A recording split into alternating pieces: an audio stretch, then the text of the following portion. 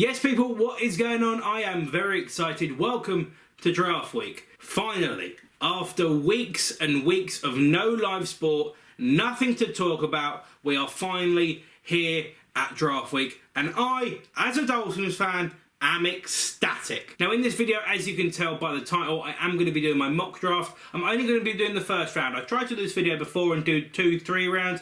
Just didn't work the same. There is a lot of stuff that can happen with the Dolphins in the first round. There will be no trades, but I will talk about trades where I think they will happen and where they will occur. But before we do that, I just want to tell you what's coming up on my channel over the few days that the draft happens. Now, the first round is absolutely massive for the Dolphins, and I'll be doing reaction videos for all 3 first round drafts. If it happens to be 4, if it goes down to 2, if it only goes to 1, whatever it is, I'll be doing a reaction video for every draft pick we have in the first round and also in the second and third round. We currently have 6 picks in the first 3 rounds, and that is absolutely massive. So that'll be 6 different videos for you guys to watch at least across the draft weekend. Also, I'll be doing a full video for the draft, reacting to the entirety of the first round. Now, there is so much that can go wrong with this draft. There is so much, and I'm going to be reacting to it all. It could be people swearing on live TV. It could be people not getting picks in time. It could be people not knowing who they're calling. You could have people that go to the toilet. You could have people that hang up on the commissioner.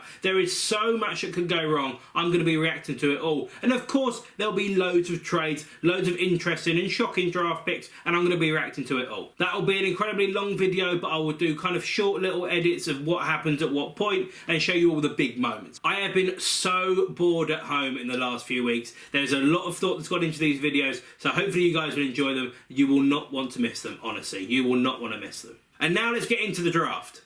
Bengals pick, of course, Joe Burrow. Surely Chase Young goes next. Yep. Detroit take Jeffrey Okudah. That seems probably possible. Okudah and Simmons could switch around depending which one Detroit likes. Now, I have seen many reports, and I'm pretty sure we've all seen them in the last few days, Detroit are very willing to trade away that third pick, depending on what they can get for it. And let's be real, we all know who's going to be at the front of the list to get that spot, because we all know who the Dolphins want to take. Now, in my mock draft, he's still here, and I am going to take him. It is going to be Tua Tagovailoa.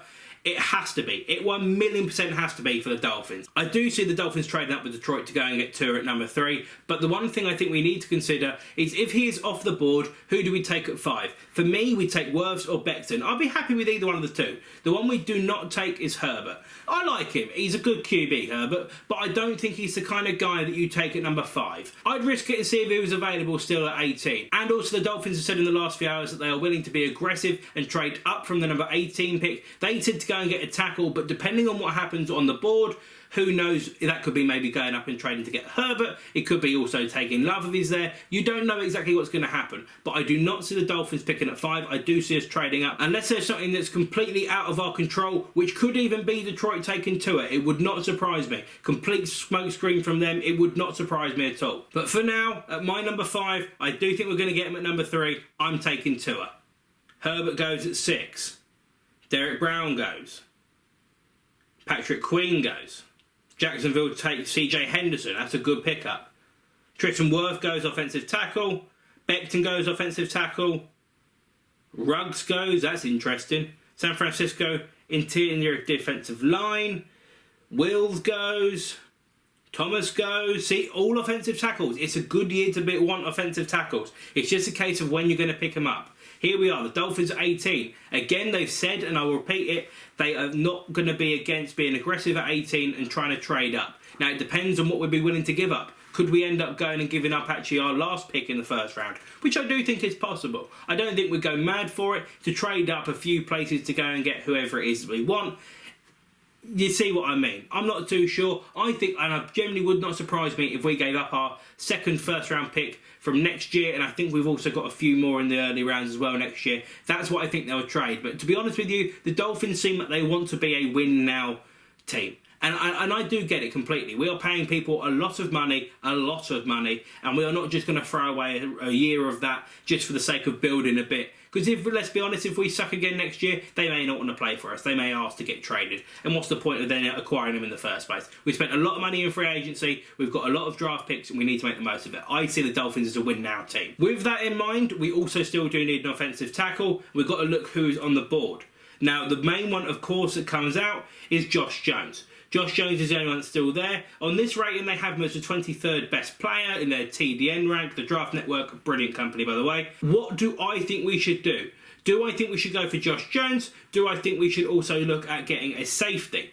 Now, the safety that I wanted has gone, unfortunately. Xavier McKinney went number 17 to the Dallas Cowboys. So, in this particular instance, I'm looking at a few others. We do also need a running back. We need someone that's going to be able to do what they can, but also not get in the way of Howard. I think in this particular case, I am going to take Josh Jones just so you can guarantee that you've got an offensive tackle. But again, the Dolphins probably will not be picking at 18. I think they'll be ruthless and trade up. But for now, I'm picking Josh Jones. We go back to the draft log. Delpit's gone, the safety. We're coming up, and we're coming up. The Patriots are picking. They went for Jerry Jeudy. That's interesting. Jefferson, another wide receiver's gone. And Christian Fulton. Interesting. So we're looking at some of the players that are still on the board. Now, there's a few people you can pick here, and there's one name that's going to stand out to me massively. But I think we can pick him up just only a few picks later, because running backs are one of those positions that you can kind of get rid of a bit. It sounds terrible, but they're easily traded. Unfortunately, they don't have a lot of longevity, and to be able to spend a first round pick on them, normally they have to be the shit. You look at these two picks here, the first ones obviously stand out as Swift and Dobbins. Also as well, Jordan Love's still on the board. Maybe that's an interesting place the Dolphins could go. I'm not sure, I wouldn't pick him, but it would not surprise me. But the one I really like, and I've said it a lot in the last few weeks, Jonathan Taylor is the kind of guy that I want playing running back. Not perfect, play a year behind Howard, see what happens, and I think they're going to complement each other really, really nicely. I genuinely think that could be one of the best pickups of the draft. I would probably take him, but I'm also looking at Isaiah Wilson, another offensive tackle. Now, hear me out on this. Our O-line was shit. Our O-line was absolutely terrible. But one thing we cannot ignore is that when those kind of players come up, you've got Austin Jackson, and then kind of scrolling down, Cleveland also have gone past as well. You're kind of scrolling down, you're scrolling down, you're scrolling down, you're scrolling down, you're scrolling down. You've got a while until you've got another one. Lucas Niang is rated the 67th best player in this draft, apparently. That's down to them. You're kind of looking at it thinking, there's the tackle available. I'm going to take it. So I'm actually going to be a bit bizarre, and I'm going to take Isaiah Wilson, just so I know that I've got him.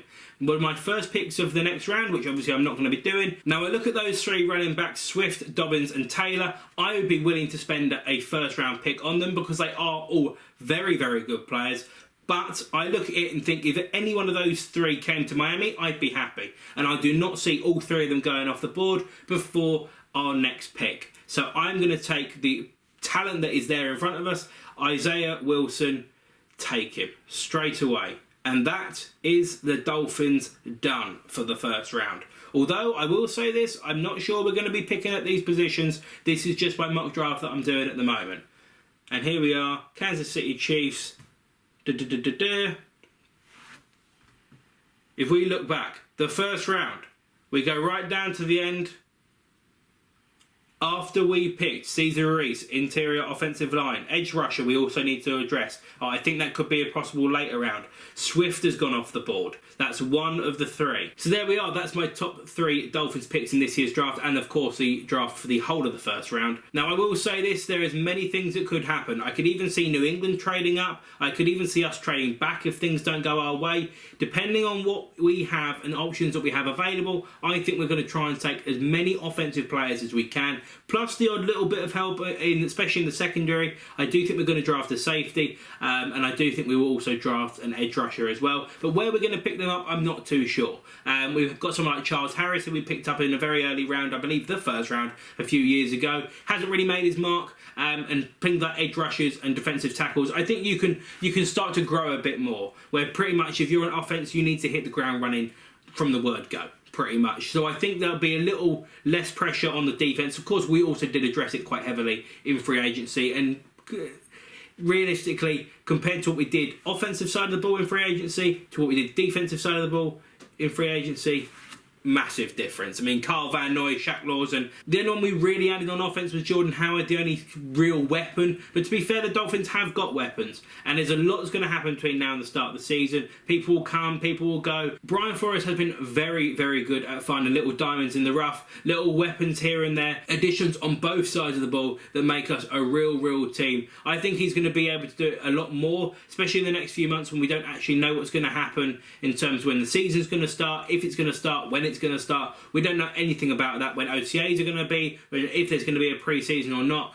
There's so much that can happen, so many different things, and I think this would be a real opportunity for the Dolphins to go and find some of those diamonds in the rough. So I would see us going massively on offensive side of the ball, and I massively welcome that. Anyway, that is going to be it from me. Make sure you check out all the videos across the draft. There is going to be a lot coming up. Every single first, second, and third round pick I'll be doing reactions for. Also, the live stream like reaction video I'll be doing as well, where I do the entirety of the first round and react to every single moment, every single highlight. And if you smash the likes, I'll do a reaction for the whole draft, everything about it, who I think is going to be where, who's done well, who's not, everything. But you have to smash the likes, you have to make sure you're subscribed, turn on that notification bell. You will not want to miss any videos coming out around the draft. So from me here in London, stay safe, take care, enjoy the draft, and fins up.